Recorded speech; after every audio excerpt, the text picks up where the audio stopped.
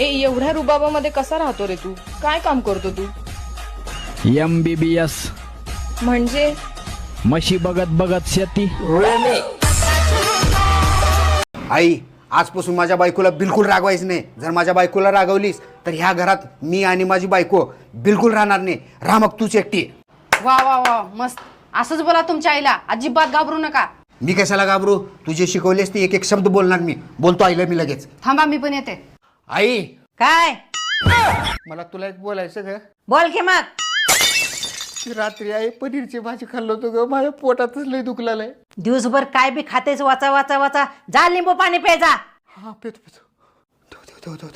वाचलो रे बाबा आईच्या तडाख्यातून. आता माझ्या तडाख्यातनं वाचता काय? आता तुमची कशी चटणी करते बघा.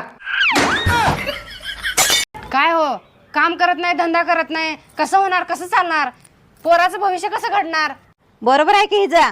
निस्ता बसून राहतोयस, काय तर कामधंदा बघ जरा. अगं आई, काम करायची काय गरज आहे? एवढं बापदाद्याची प्रॉपर्टी आहे, विकून खायचं आणि ऐश करायचं. बाबा, सगळं तुम्ही विकून खाल्ल्यावर मी मोठं झाल्यावर काय विकून खाऊ?